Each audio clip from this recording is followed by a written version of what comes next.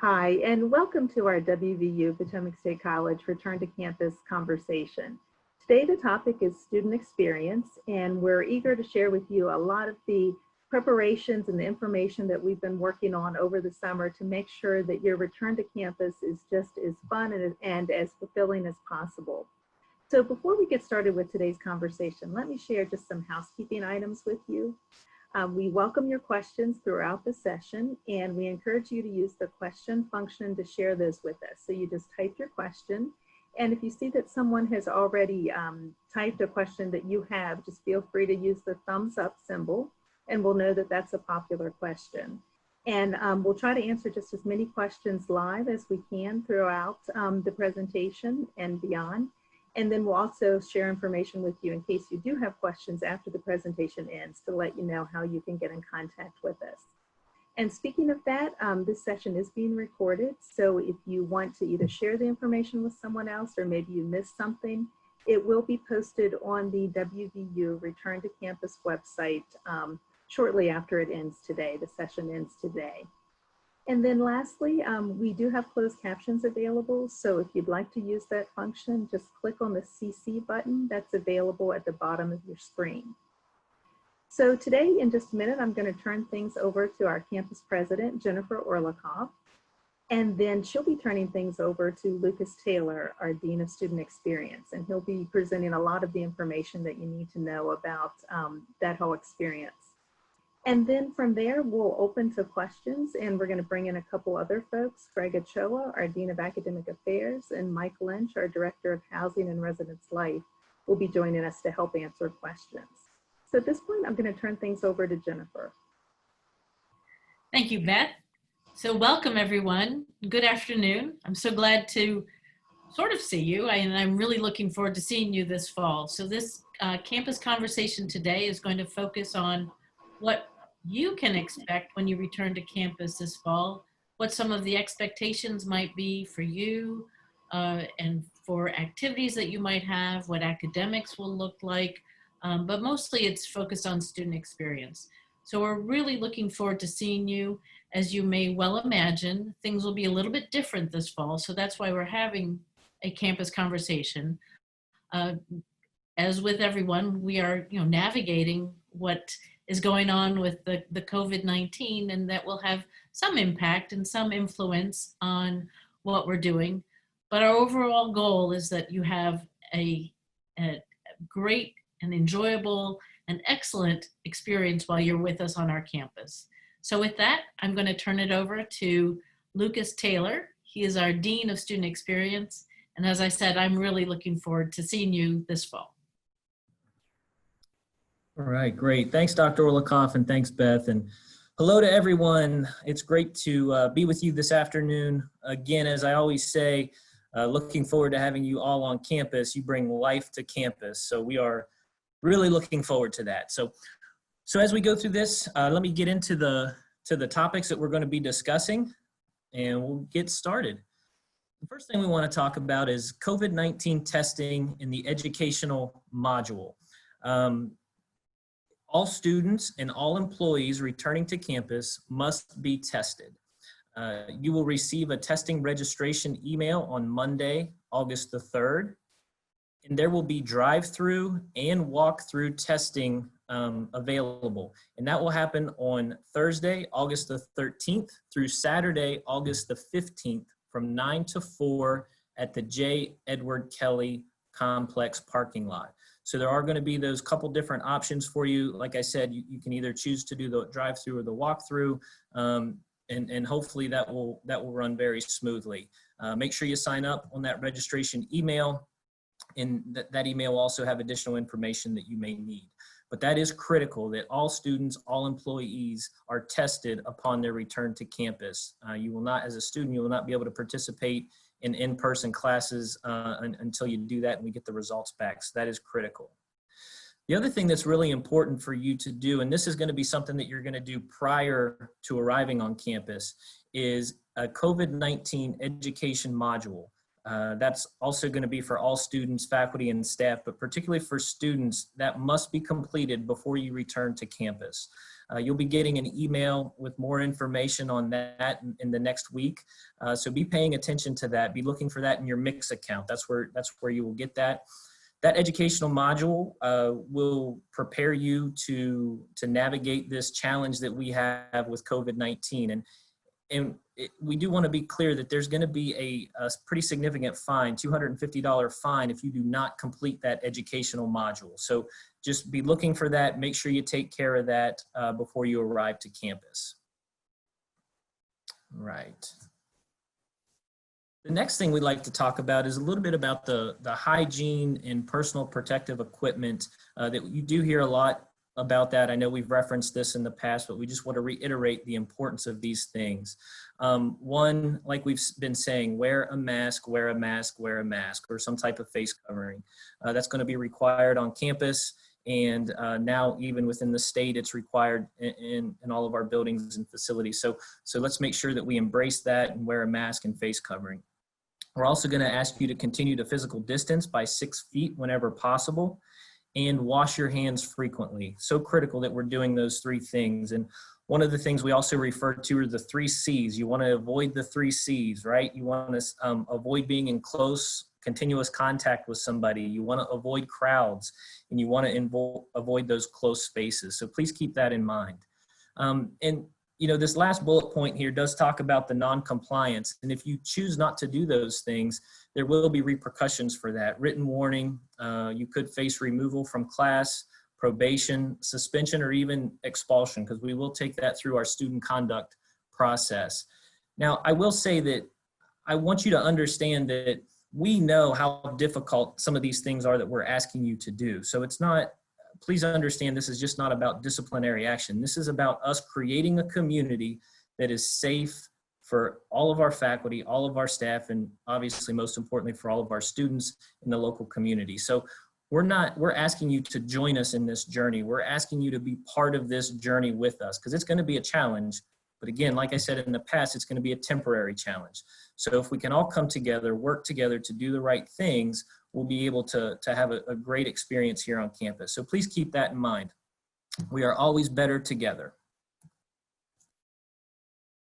Okay, now I'd like to move in. So we're going to talk about that. We've mentioned this in the past, but just to reiterate some of those details. Move-in is going to begin on Wednesday, August the 12th, and continue through Friday, August the 14th. Even number room assignments. So if you're somebody that lives in an even number room, you will move in on Wednesday, August the 12th from 9 to 4 p.m. Even numbers. Odd number room assignments will move in Thursday, August 13th from 9 to 4. And then returning students, all returning students will be moving in on Friday, August the 14th. So with that being said, there is no prior sign up necessary. So you have your guidelines, your instructions there, so just follow those.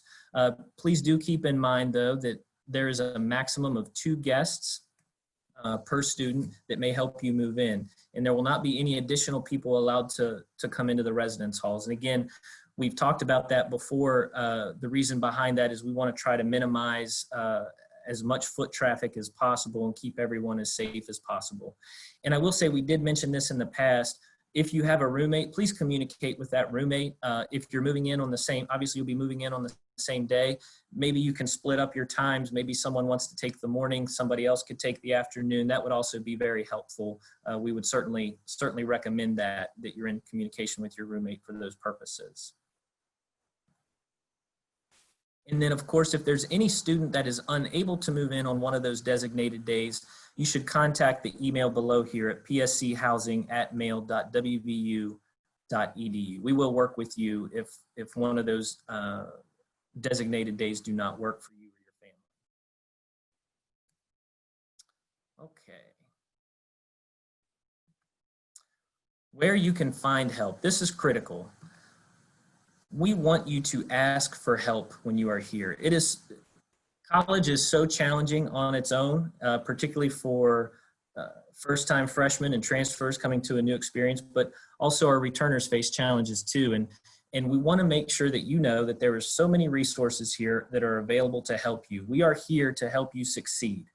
But we can't do that unless you come find us and ask for help. So please take advantage of some of these opportunities we're going to talk about. The first one we're going to mention is tutoring. Tutoring is available by appointment only. There will be face-to-face Zoom meeting and email or by phone tutoring. I would imagine probably early on it's going to be a lot of the virtual Zoom opportunities and things like that, but please take advantage of that. We are going to limit it to only having 2 tutors and 2 students in a facility at a time. And if you have questions, you can contact Jennifer Jones. Her email and the phone number is there listed on the screen. But again, I can't stress enough, ask for help. And parents, loved ones, if you have a student that you talk to and they're struggling, the first question you should ask is, are you going to class? And then after that, ask them if they're going to find tutoring and get that support, because that is offered here at Potomac State. And we desperately want you to take advantage of that. The people in the Tutoring and Academic Success Center are there to help you succeed. So please take advantage of that. So the next part we want to talk about is paying for college. If you need information on your financial aid package and need that kind of support, please contact financial aid staff via phone, email, or Zoom. The email is there below. And I do want to mention too that obviously with this time through COVID and all the challenges and struggles, if you and your family have gone through some type of traumatic situations, if a loved one has lost a job and there's some real struggles that have happened after you submitted your FAFSA, then we are able to work with you. So please reach out and talk to one of the financial aid counselors about that. Let them know what your situation is, and there are some things we can do to try to support you. So please take advantage of that as well. Contact our student accounts office for help or questions that you may have with payment options and taking care of those things. So if you have certain questions there, please contact that email below, psc-osa@mail.wvu.edu.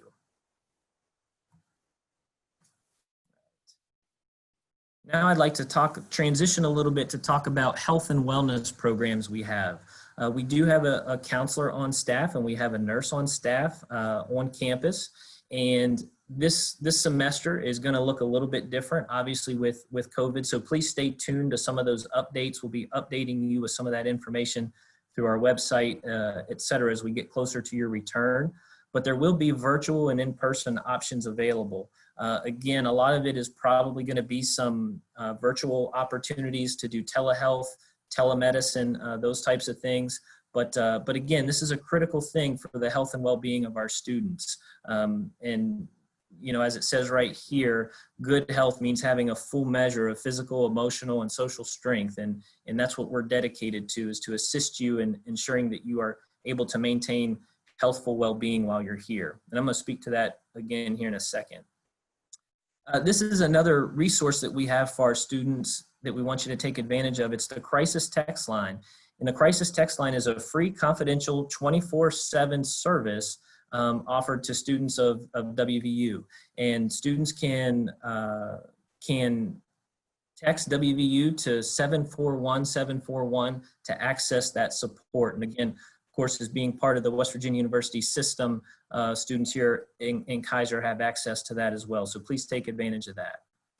Students can also call the 304-788-6977 if you need to speak to someone immediately. The person on the other end of that line will be a trained counselor. They will be there to support you and help you help navigate whatever challenge you're facing at that time. So again, please take advantage of those opportunities. All right, the library. Now, admittedly, this is a place I should have spent more time at during my time in college, but vital to the success of a college campus. And we want to make sure that you know that the library will be open and available to meet the needs of our students. You can see the hours here. It's going to open on Monday, August the 10th. And then, as I said, you'll see the hours there listed.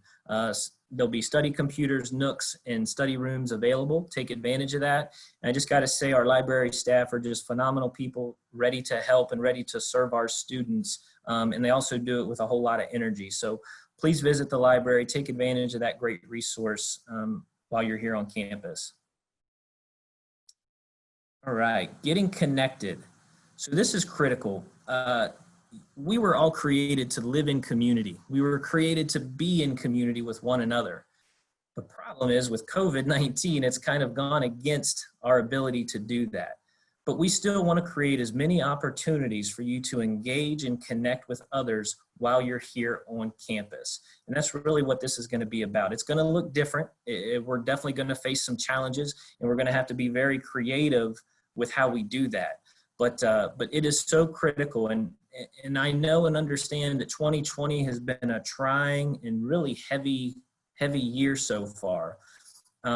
But we talked about the importance of your physical hygiene, your physical health earlier. And I just want to make sure I stress how important your mental health and your mental wellness is. And especially now going through a year like this and just the challenges of being away from home, in college, just all those things. We just really want to be cognizant of the challenges that you're going to face from a mental standpoint and social standpoint and how critical that is. So please be aware of that, of your own health, and look for these opportunities to engage and be part of a community that cares about you. So here's some information on the activities and programs that we're going to have. Student organizations, this is some of the caveats to having activities during COVID-19, but our student organizations will meet virtually unless student organizational leadership determines in-person meetings are necessary. So there are going to be those options, but we really are going to try and ensure that most organizations are meeting virtually the best they can. There will be no group travel during the fall 2020 semester for any social function. So that's certainly a challenge, but hopefully everyone understands the reasons why we have to do that. And again, this will be a temporary thing. The student union will be open. However, physical distancing guidelines will be in place, and there will probably be some capacity limitations there.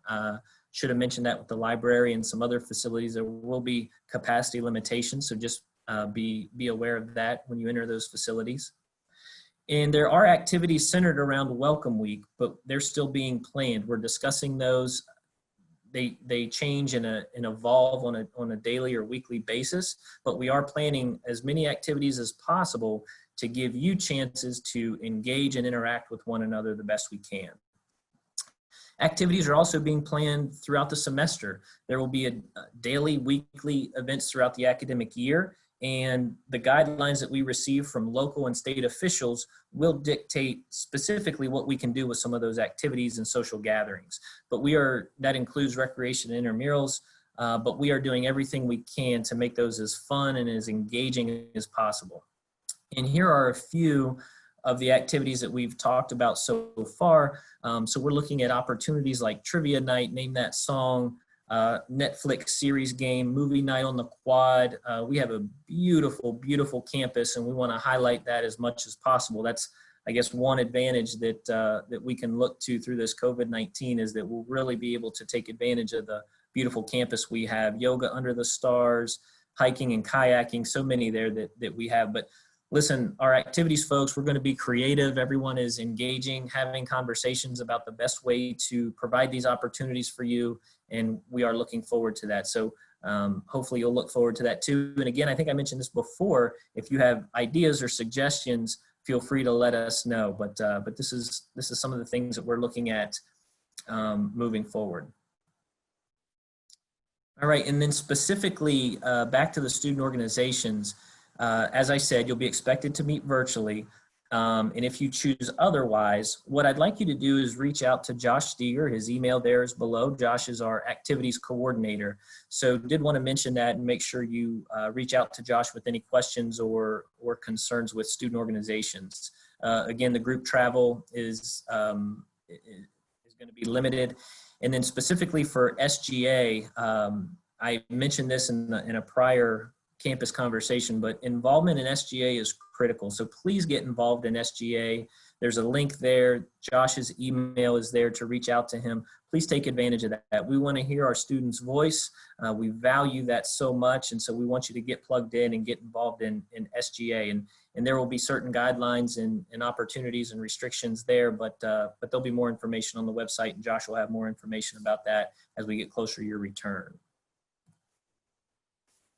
Okay, as we get ready to wrap up here, I wanted to mention some student reminders. These are some very important things that you need to be cognizant of.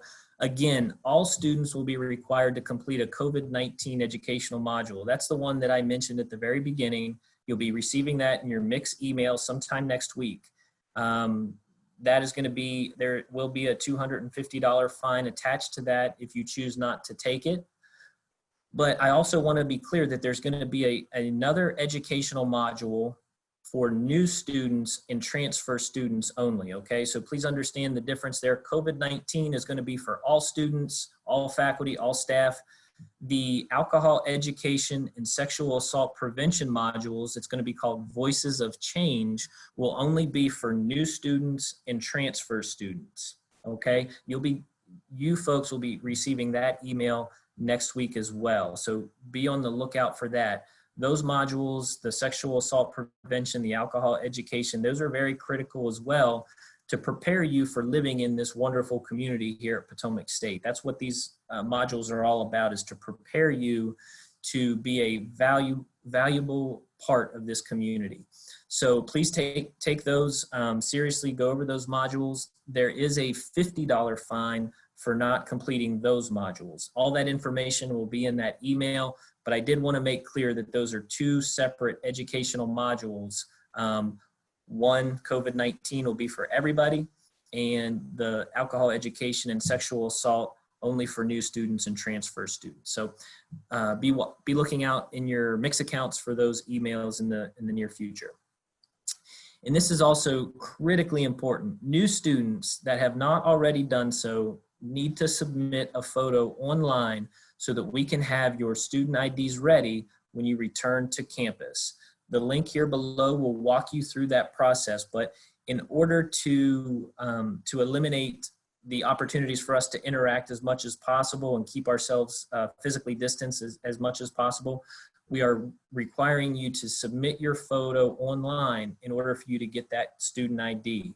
It's a pretty simple process. Like I said, if you follow that website, it'll walk you through the do's and the don'ts of submitting a picture, and it will not allow you to submit a picture if you don't do it the correct way. So there's a lot of safeguards there, so don't worry about that.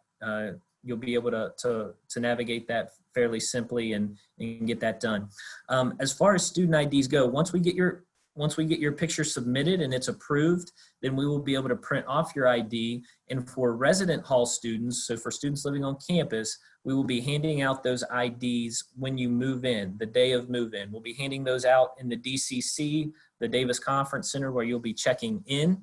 And so we will be giving you those IDs then. And for all other students, we will set up another time and designated location, probably in our office and student experience, where you can just come in and pick up your ID. We'll get more information out about that in the upcoming weeks, but that's how we'll do that. But it is critical that you submit that photo online so that we can just print your ID off and have it ready for you.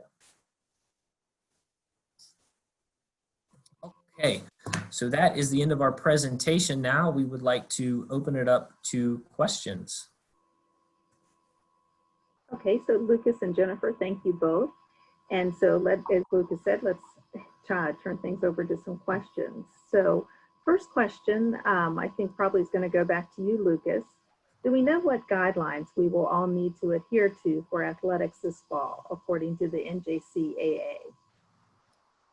Yeah, so great question. I feel bad because the last time we had this this interaction, I was very excited about athletics in the fall, and obviously, as we know, things have changed and evolved. But nonetheless, we're still excited that we're going to be able to participate. So the fall sports have all been moved to the spring, as everyone is probably aware of, and the NJCAA is allowing all sports to practice in the fall season. So all of our athletic programs will be able to practice in the fall.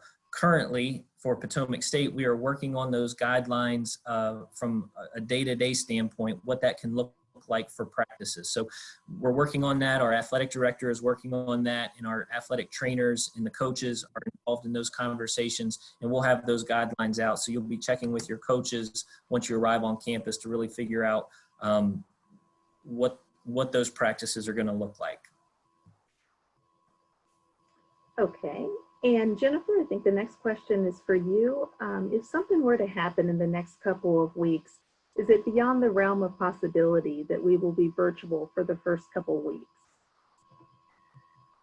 Well, that's a very good question, and it's true. Things are very fluid at the moment and changing every day, and so I can't guarantee one way or another.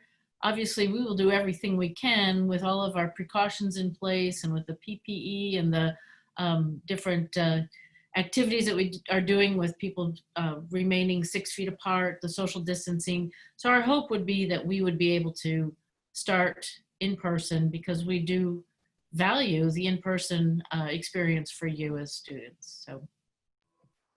Okay. And Lucas, headed back to you for a question about how can club advisors and returning club members introduce their club to new students?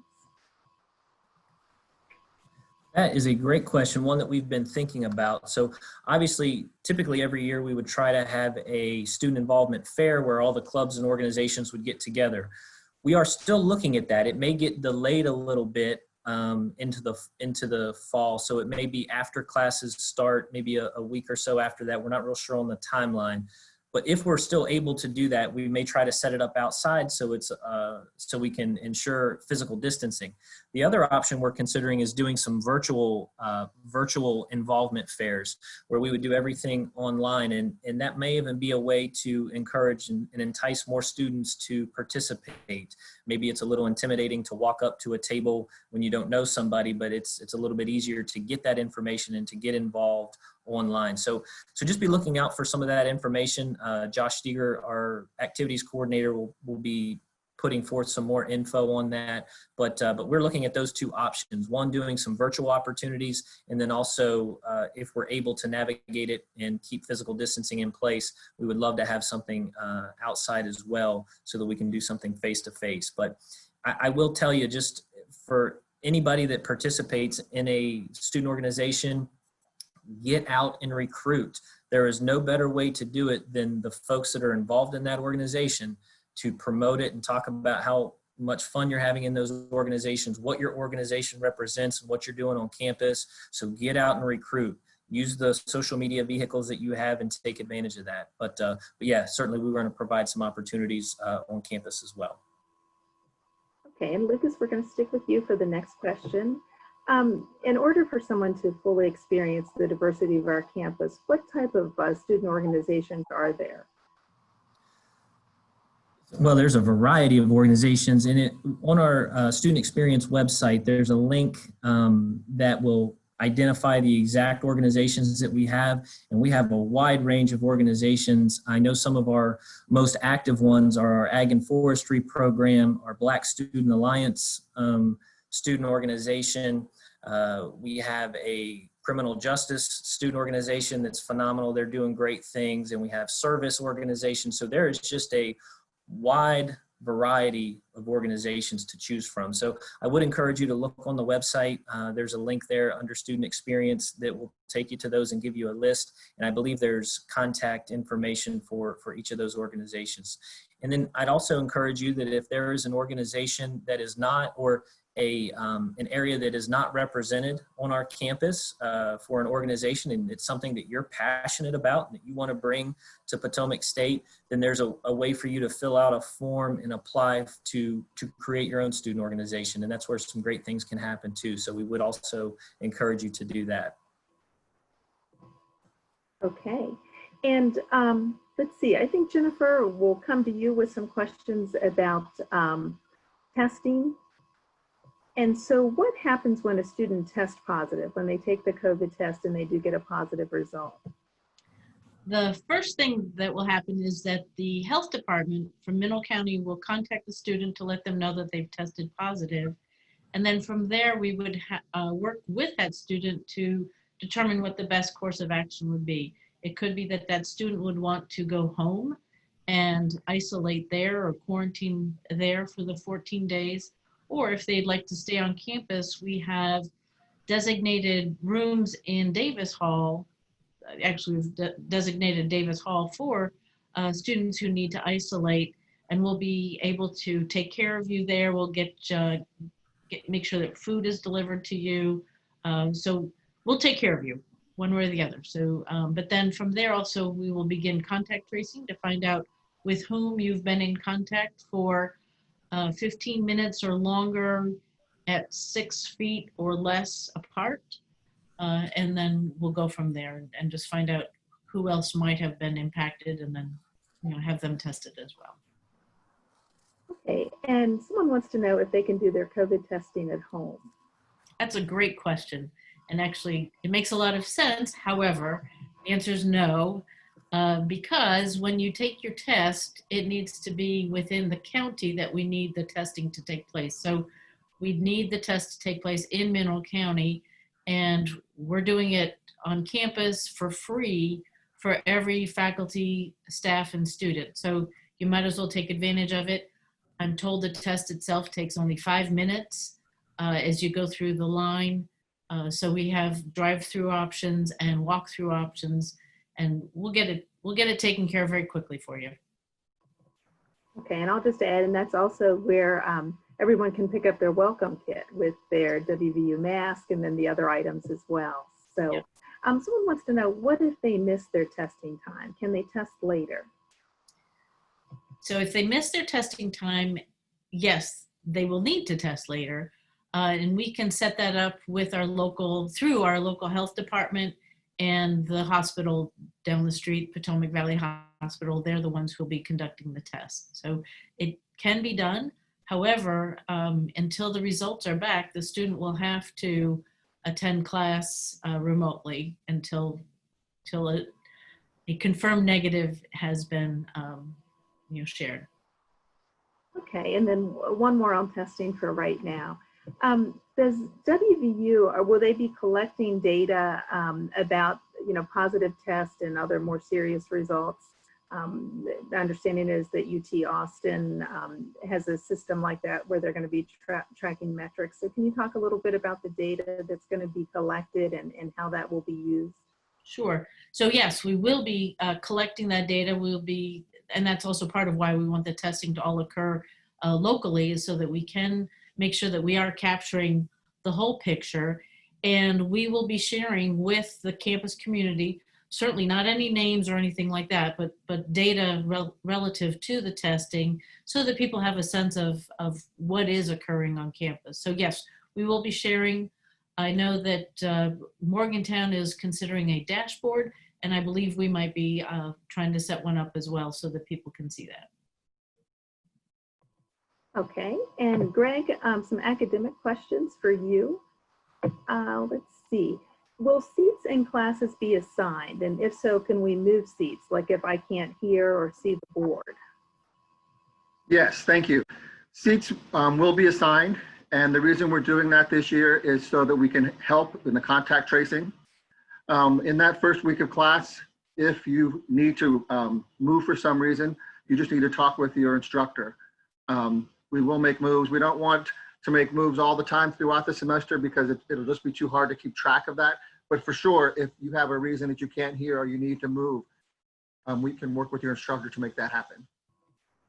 Okay, and coming back to you for another academic question, can I take all of my classes online?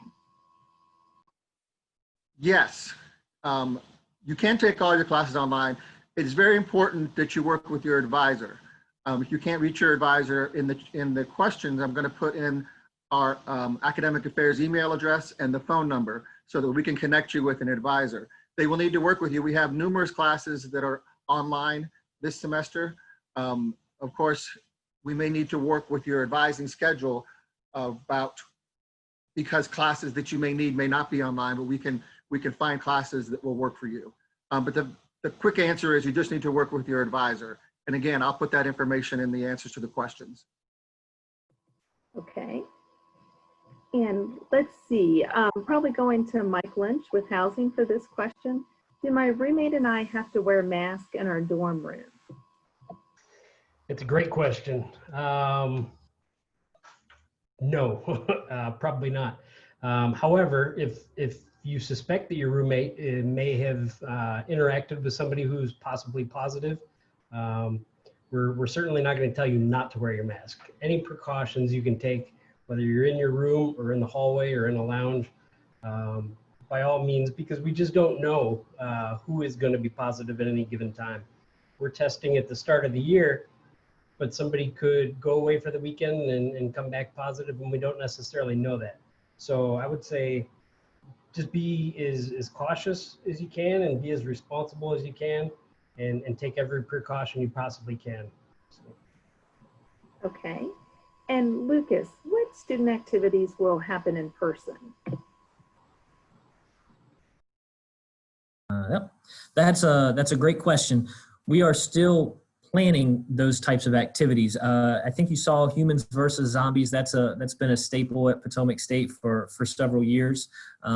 We can't do that virtually, so at least not that I know of, unless there's a video game maybe we could find. But we will try to do those in person. We're also looking at a lot of the yard games, different types of games, such as whether it's cornhole, looking at disc golf, can jam, those types of things where there can be folks spread out and have distancing in place, and then sanitizing the equipment that we would use as much as possible to keep everybody safe. Those are the types of activities that we're looking at and we're going to be planning for.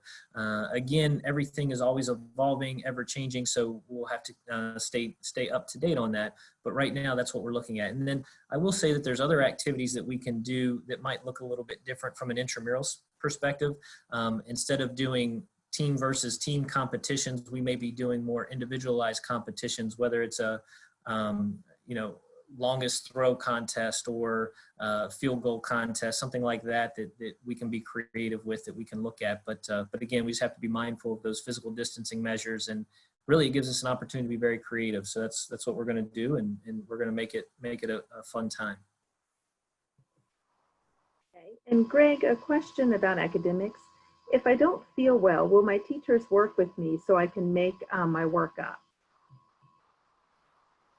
Yes, in anticipation of students having to miss class, because we're encouraging students to please not come to class if you don't feel well, or if you have to quarantine due to a possible exposure. All faculty are currently working over the summer to make sure they have ways to help students who have to miss class because of quarantining or if they're not well. So all you need to do is just contact the instructor. The instructor will go over that process as far as how to reach them. It'll be in your syllabus. But yes, it is our goal to be flexible due to the possibility of missing class.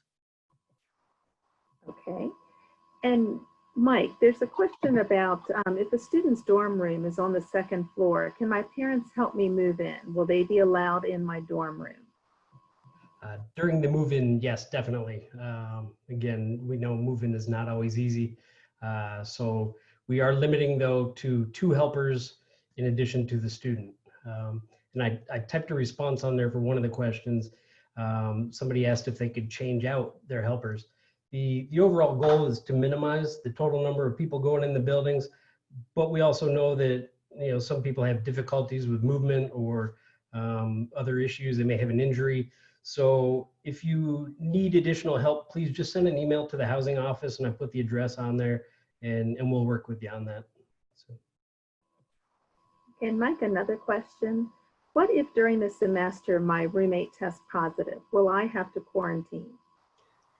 That is a great question, and honestly, I don't know that I know the answer to that. Does anyone else want to jump in on that? So if a roommate tests positive, then I think what we're going to do is we'll quarantine the person that tested positive. So that would either mean they're going to be encouraged to go home, or we'll move them to Davis Hall. The other roommate, initially, you're just going to need to monitor yourself. You're going to have to be very aware of any symptoms, because and like I said, just monitor yourself and do some quarantine. And then we'll have to decide, talking to our local health officials and our student health department, to determine whether a test is necessary at that time. Okay, and Jennifer, a question. If test results are not back by the time that classes begin, do students have to wait to go to class, or can they go ahead and go to class? the answer to that is that we need to wait till we get the results. So the test company that we're using, Q Labs, has said that they will have the results back between 3 and 5 days. So that should give us ample time from our testing time to the beginning of class so that you should be able to attend class. Okay. And Lucas, I think this question is probably for you. Will students be able to visit Morgantown if they want to go to a game or to some other event there? Well, I will say that I hope there are games to go to in the fall. That would be great to see. As far as traveling to Morgantown, obviously we know that in Mon County that there has been some increases in positive cases. So first thing we would do is ask you to be responsible and consider that. If you do travel to Morgantown, if you choose to, and you have every right to do so, we would just ask that you, again, be responsible, be mindful of the guidelines, of the distancing guidelines, wear your mask. I believe a lot of the bars are still closed as of now in Mon County. So, that's obviously an environment that can create a lot of in-person interaction. So be mindful of that. And like I said, so just be mindful of the places that you go and keep in mind, if you're going to visit students in Morgantown, that those same guidelines are in place as far as no visitors in the residence halls and things like that. So you need to be very mindful of the things that are going on in Morgantown, just like they are here on our campus. Okay, Greg. Someone's asking, will classrooms be cleaned in between classes, and is there enough staff to accomplish this cleaning? We are working on a plan on how the classrooms will be cleaned. They will not be cleaned by a facilities person between each class. There's not enough time and not enough staff, but we will have cleaning supplies in the classroom, and there'll be directions on how everyone will be a part of cleaning their area and making sure it's clean for the next group that comes in. Okay, thank you. And Lucas, a question about athletics. Will there be weightlifting in the fall or just practice and conditioning? Yes, there would be opportunities to work out in the weight rooms.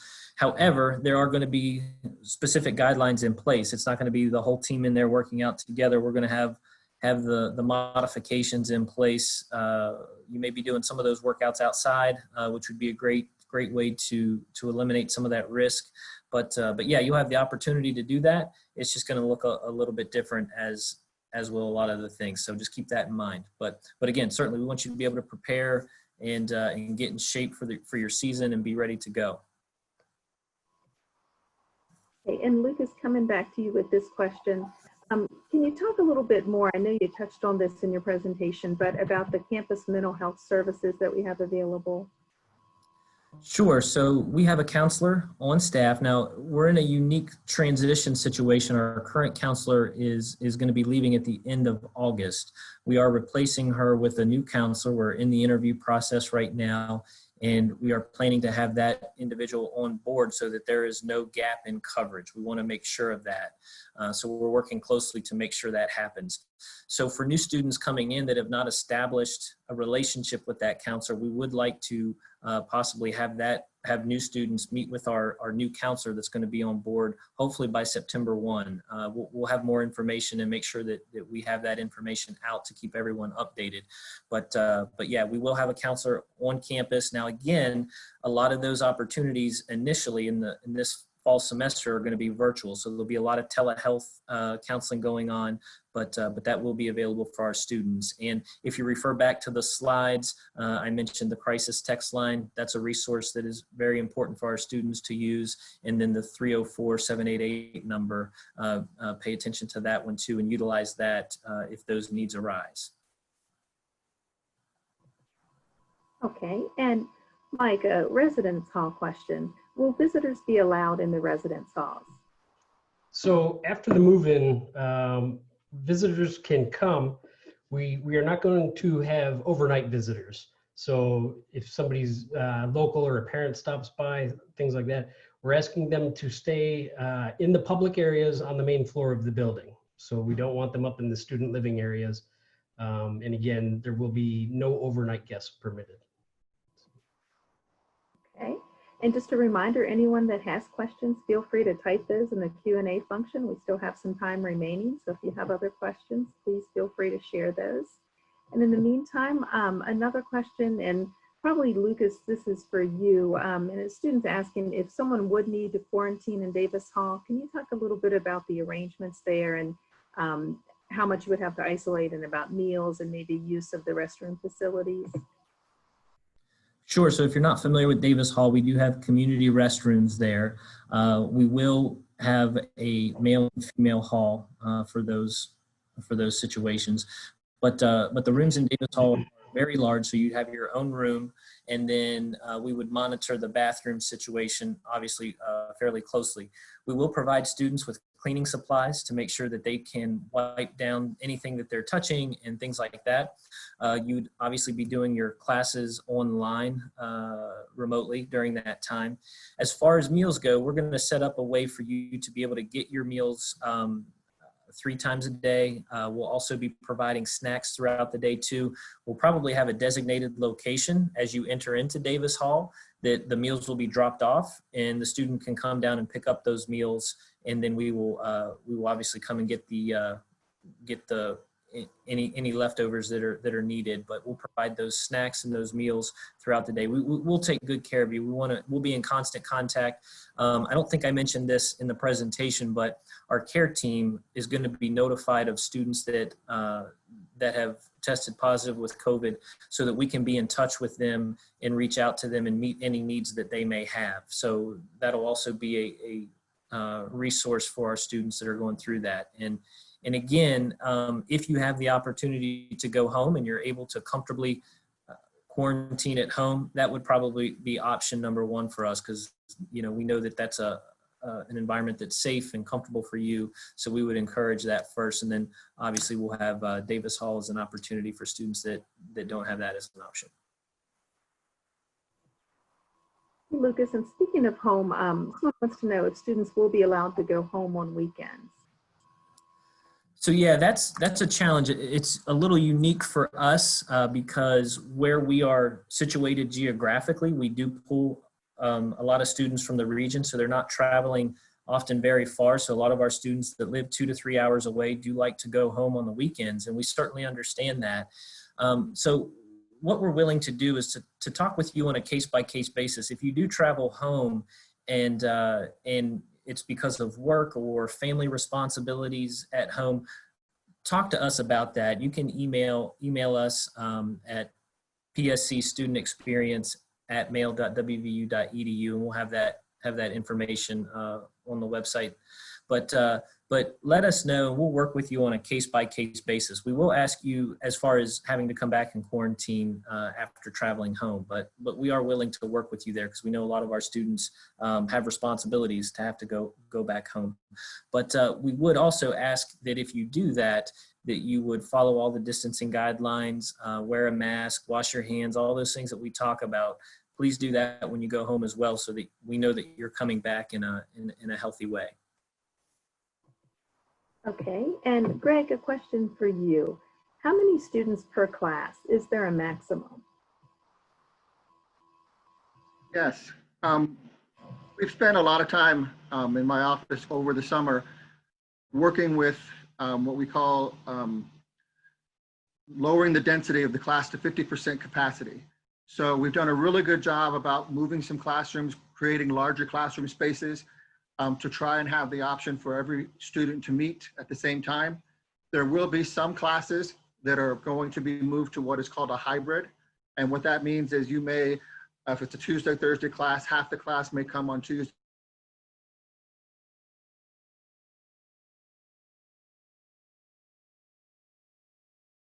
half the class may know what kind of class that you're in. We ask you at the beginning of August to check your schedules, as there may be some changes regarding location, and possibly classes have been moved online. As far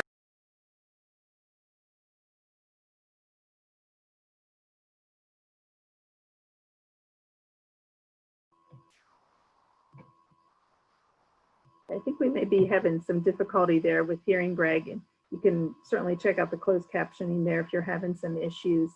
In the meantime, Jennifer, a question for you. How do I obtain a parking permit? We are going to be doing this online this year for students, and I'm sure through one of the new student orientations or through one of the websites, we'll have the link for you to sign up and pay, and then you'll be able to pick up your parking permit. We hope that we'll be able to combine it with when you pick up your PPE welcome kit as you exit the testing site. So we're hoping that that's all together. Otherwise, we might set up a tent on the quad so that you can come walk up, or also the library might be doing this, but we will be sure to communicate with you on how to receive your parking permit. Okay. And Mike, a question about how often will dorm rooms get cleaned and disinfected, and who will do that? Okay, so the housekeeping staff is responsible for all the public areas in the buildings. So community bathrooms, lounges, hallways, all that, stairwells and the railings. The individual rooms are really the responsibility of the students who live there. So that the rooms will get cleaned as often as the students who live there would like to clean them. If a student tests positive or we need to isolate that student, we will send housekeeping staff in there to disinfect the room when we know that's a situation. Okay, Mike, and another question. When will I know who my roommate is? Okay, students have access to that information right now that they can look up. They will go to myhousing.wvu.edu. They're going to log into their housing application. Then once they're in there, it should take them right to the summary page, and it'll have that information on there. Let's see, Jennifer, a question for you. If I'm returning from out of state and don't want to miss class, how will I quarantine? Very good question. And I think it really depends on what the purpose of the trip to out of state was. If it was to go home, then as Lucas Taylor had mentioned, we would like to work with you on a one-on-one basis and figure out if this is basically commuting or if it does warrant quarantine. But if you're going out of state to do a real travel, like you're socializing outside, going to restaurants, like a little vacation kind of a thing, then yes, you would need to isolate and self-monitor for at least 5 days. And then tell you what, I see another question here on testing. On testing day, can I show up at any time to get tested? And no, actually on August 3rd, you'll be getting a link in your email so that you can sign up for a 20-minute window of time so that you don't have to wait in line or anything, because we also don't want people to be bunched up waiting for their test. So you'll have a window of time so that you'll be able to come in, get tested, and move on out very quickly. Okay, and Lucas, a question for you. Are there any restrictions for international students coming to campus this fall?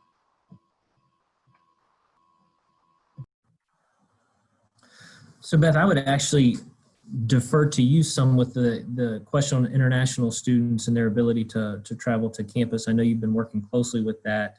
So I don't know if you have any updated information, because I know, again, that is a ever-changing, evolving process. So at this point, I will say it's been a really challenging year for international students, obviously for everyone, but especially for international students. And so we don't have a large number. We actually have a very small number of international students that that we know of that are planning to come back to campus at this time. So certainly, especially depending on the country from which they're coming, they will need to quarantine and follow all of that. They'll go through the testing. And of course, we're, as I said, depending on where the students are coming from, still really trying to determine if those students will be able to even get here for the fall semester, and may have to look at some online options. I will say, though, that we will embrace you with open arms if you are able to get to campus. That's for sure. If it's in our control in any way, we'd love to have you here. That's for sure. Sounds Sounds good. And I'll just follow up as well. I know Lucas had mentioned about financial aid and that we certainly have financial aid staff available if students or families have questions about how to pay for college. And I think that's especially challenging this year with everything that's going on. And of course, the FAFSAs that we're basing financial aid off of for this year, for the 2021 school year, are actually based on information from 2018. And so certainly for a lot of families, their financial situation may have changed and may have been impacted by the COVID situation. So if that is the case, please reach out to us in financial aid. And there's something called a family contribution appeal that you can submit some documentation and we can help you through that process. If maybe a parent has lost income or lost a job, or if there's been significant medical expenses, we would certainly like to be able to help students and families navigate that situation and do everything we can to help you make college affordable. I know, Greg, you had some technical difficulties. It looks like you're back with us. And so I don't know if you wanted to add anything. We missed the end of your previous response there. Oh, you're muted there. Oh, Greg may not be able to join us. It looks like he's still having some technical difficulties. And another question that I've seen come in, and Lucas, I think this is probably one for you. If you live, well, I guess if you're living on campus and go home on the weekend, will you need to get prior approval before doing so? And I guess that's actually if you live in West Virginia and go home on the weekend, will you need to get prior approval before doing so? Sure, yeah, you don't need to get prior approval for leaving campus, that's for sure. However, again, I'll just reiterate, please, when you leave campus, if you can remain on campus as much as possible, that is the ultimate goal. We want you to be here. Once we know that you've been tested and you're safe, we want to keep you here and keep you safe. If you do choose to travel, again, we would just ask you to be mindful of all of the guidelines that you need to follow, wear a mask, wash your hands, and I'm going to be saying that in my sleep for sure. But please follow all those guidelines. And as Dr. Orlikoff mentioned earlier, there is a 5-day quarantine expectation if you do that, unless you speak directly to us on your return and we work something out on a case-by-case basis. Okay, thank you. Beth, can you hear me now? Right, I can, yes, go ahead. I apologize. I did have some computer issues. I'm on my phone now. I look a little different. But I was finishing up with the online and letting students know when you check your schedule, there are a few online classes that plan to meet at the same time that the class and day and time the class was scheduled. You will be able to notice this on your schedule if it says online, but still shows the days of the week and the time there. So, and again, those instructors will reach out to students and let them know. Some of this is happening in many of the online lab sections. But that's the last part I was going to say. So thank you. Absolutely, yes. And so it looks like we have, at least for the time being, answered all the questions that are coming in. Do any of our panelists have anything that they want to add in closing? Looks like we're good. Okay, just didn't want to leave anybody there without an opportunity to add anything. Lucas, maybe if you'll take us back to that last slide that has information if you do have follow-up questions. As I mentioned, this session has been recorded. It may take just a little while for us to get that posted on the WVU Return to Campus website, but it will be available there. Lucas is going to be sharing a screen that has information about, again, that's the Return to Campus website. And then there's also an email about Return to Campus at mail.wvu.edu that you can use for follow-up questions. There will be another WVU system-wide Return to Campus conversation next Thursday, July 30th. And then we anticipate having another Potomac State event, Return to Campus webinar, just like this one, probably in the first week of August. So we'll certainly be sharing more information about that event. So I want to thank everyone for joining us today. We're looking forward to having you back on campus. And we hope that you'll be able to join us for future conversations. Thanks so much.